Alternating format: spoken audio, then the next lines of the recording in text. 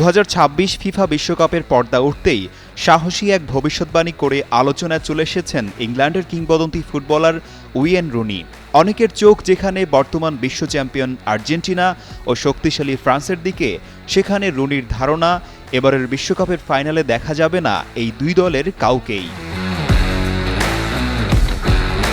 BBC স্পোর্টসকে দেওয়া এক সাক্ষাৎকারে নিজের বিশ্বকাপ পূর্বাভাস তুলে ধরেন ম্যানচেস্টার ইউনাইটেডের সাবেক এই তারকা। তার মতে, এবারের শিরোপা লড়াইয়ের শেষ মঞ্চে মুখোমুখি হবে ইংল্যান্ড ও স্পেন। শুধু ফাইনালিস্ট বাছাই করে থেমে থাকেননি রুনি।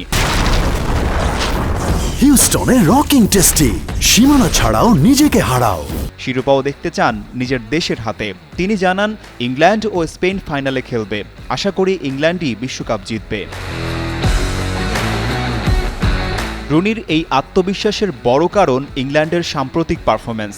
থমাস টুখেলের অধীনে দলটি বাছাই পর্বে দারুণ ছন্দে ছিল এবং বিশ্বকাপে এসেছে আত্মবিশ্বাস নিয়ে। পাশাপাশি দলের বেশ কয়েকজন গুরুত্বপূর্ণ খেলোয়াড়ও রয়েছেন দুর্দান্ত ফর্মে। তাই ব্যক্তিগত পুরস্কারের ক্ষেত্রেও ইংলিশদের উপর ভরসা রাখছেন রুনি।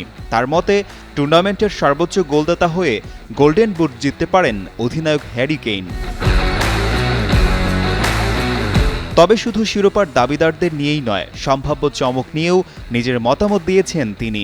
রুনির বিশ্বাস, আর্লিং হালান্ডের নেতৃত্বে নরওয়ে এবারের আসরের প্রত্যাশার চেয়ে ভালো কিছু করতে পারে। পাশাপাশি ইকুয়েডরকেও নজরে রাখার পরামর্শ দিয়েছেন ইংল্যান্ডের সাবেক এই অধিনায়ক।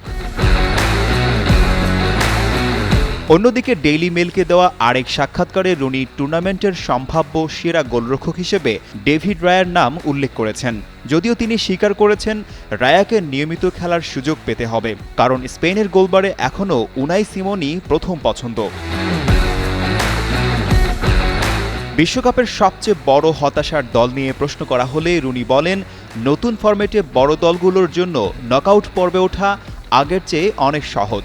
48 দলের এই বিশ্বকাপে গ্রুপের শীর্ষ 2 দলের পাশাপাশি সেরা 8টি তৃতীয় স্থানধারী দলও পরের রাউন্ডে যাবে। তাই তার মতে, কোনো বড় দল যদি শেষ 32-এও জায়গা করে নিতে ব্যর্থ হয়, সেটাই হবে আসরের সবচেয়ে বড় ব্যর্থতা।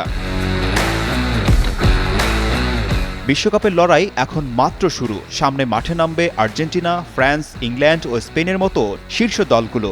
শেষ পর্যন্ত রুনির ভবিষ্যৎবাণী কতটা সত্যি হয়, নাকি আর্জেন্টিনা ও ফ্রান্স আবারও নিজেদের সামর্থ্যের প্রমাণ দেয়, সেদিকেই এখন নজর ফুটবল বিশ্বের।